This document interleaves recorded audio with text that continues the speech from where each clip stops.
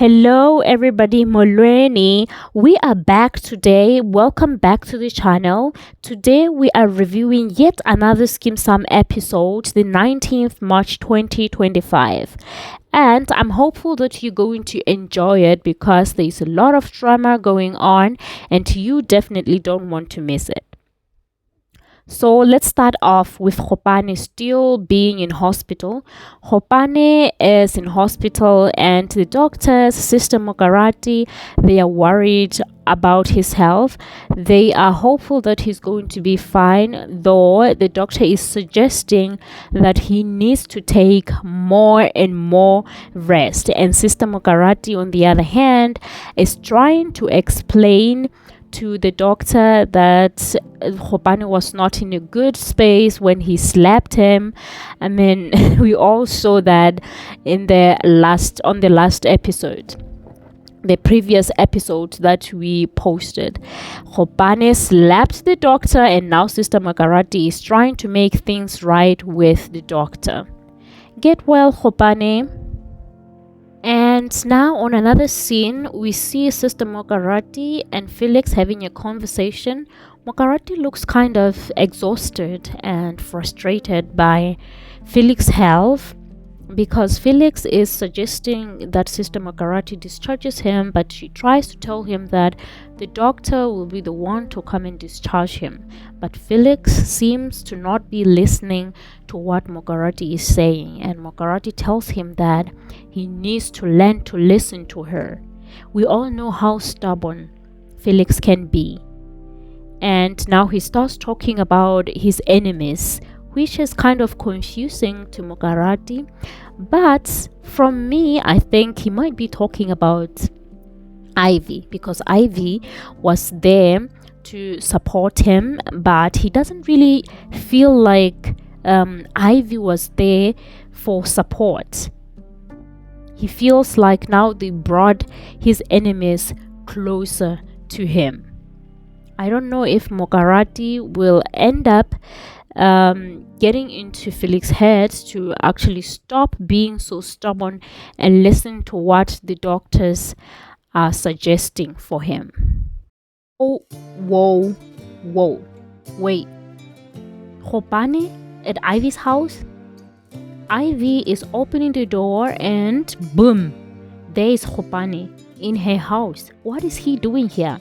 And how did he even get out of the hospital? Did he discharge himself? Or did Mokarati agree to discharge him? Well, he says he came to explain. What does he want to explain? Khopane says he wants to explain that he wasn't actually crying the other day at the hospital, but he says that he was drugged and he doesn't have emotions at all. And Ivy seems kind of confused why he would come to her house to just explain that he did not cry. And Felix seems to be listening and understanding what Ivy is trying to explain to him about his situation. And while they were still talking, he comes across a picture of Ivy's daughter, Kele, who was shot years back.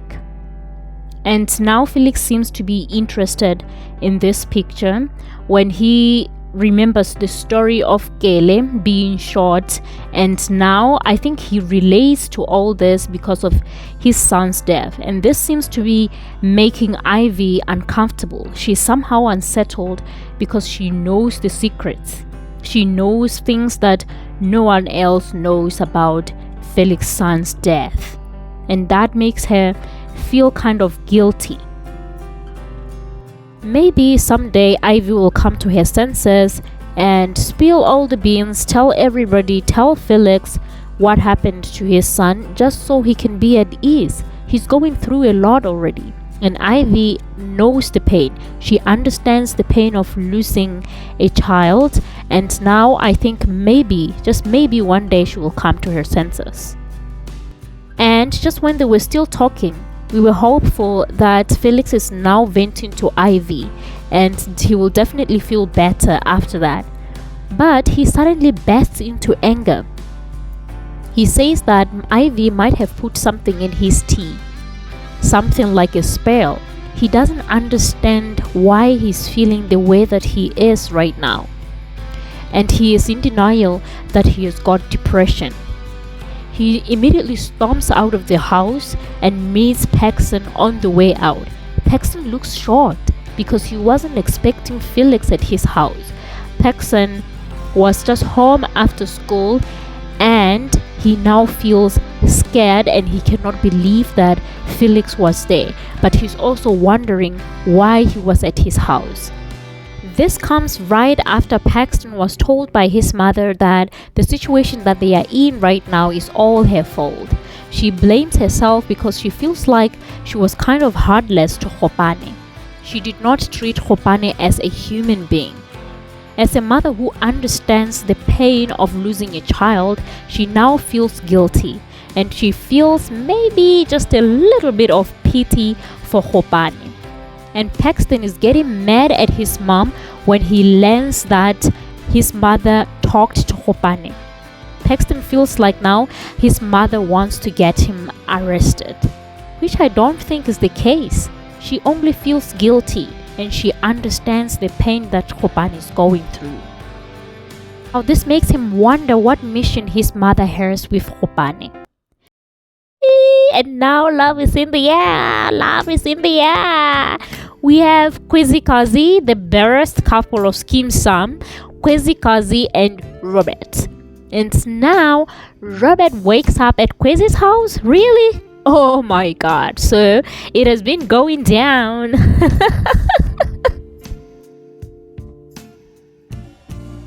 Okay, so now Robert wakes up at Kwezi's house and he wakes up early in the morning to make breakfast for Kwezi's son. And the moment she wakes up, she finds her man in the kitchen with her son having some breakfast. Isn't it cute though? Oh no, I love it. I really love it. And I think the love that they have for each other will last forever. Kwezi is really impressed about this. I think she's loving it too. And I can't wait to see more of their love story. They are a cute couple, you know. And I think Robert has just won Kwezi's heart just now.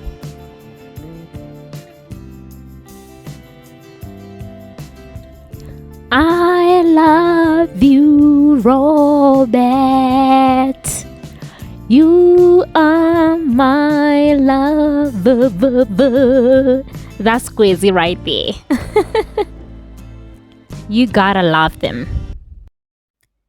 And on the business side, Kwezi receives a call from Melita, and Melita is trying to convince Kwezi that she did not plan to make changes about their initial plans. She says she did not even know that Kwezi had already talked to the lawyers about their agreement. And now Kwezi is surprised that Melita is dropping all her plans to be working for someone else. Because Melita is always a sweet talker, she finally gets what she wants and Kwezi is willing to give her a chance. She also apologizes to her employee about shouting at him about the delay of products the other day. But he also has the good news that he wants to tell Kwezi that the samples have arrived. And now Kwezi Kazi is excited. Her love life is doing great. Business is also doing okay. And it's a happy day for her. Even though Kwezi's love life and business are doing this great, I'm afraid I cannot say the same thing about her friendship with Joy. It seems like things are getting even worse. Hi, my dad. Kwezi starts the conversation thinking or hoping that maybe they can fix things with Joy, telling her how much she misses her and all that. But it seems like Joy, no, she is not there at all. She is only at Kwezi's office to find out if Kwezi signed the termination of service of her contract. It shocked Kwezi because she did not think that of her. She did not believe that someone who have worked with her in a very long time and who is also her friend would do that to her. It takes another turn when she talks about her son LJ. And she goes on to say Kwezi doesn't think for other people, she only cares about herself. Oh no, this is getting out of hand right now. Oh! A slap on the cheek, oh no. Whew, I can feel it. Kwezi loses it and slaps Joy right on the cheek. That was a hot slap. I must say it was a hot slap. After everything that Kwezi has done for Joy, now this, really, she is a backstabber. Joy is one of those friends that you would never want to trust at all. And I feel for Kwezi, I don't think she deserves this from a friend, not at all. Will they ever get to resolve their problems? Will they ever be friends again? Well, I doubt so. After this sin, after what happened today, I don't think this friendship will ever be back together. Mr. Kunutu, pay attention. It seems like now Charles is somehow feeling guilty about Khobane's situation right now, and he's wondering why Ivy would actually want Khobane to even die. I think Kunutu has turned into a soft buddy right now. He is becoming soft-hearted, and that's unlike him. And Mrs. Kunutu becoming a jealous wife right now.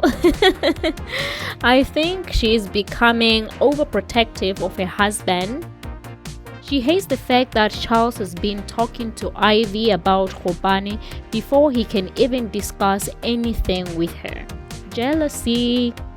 Meanwhile, our little girl, pretty girl, has now become a big girl, and she is not backing off at all.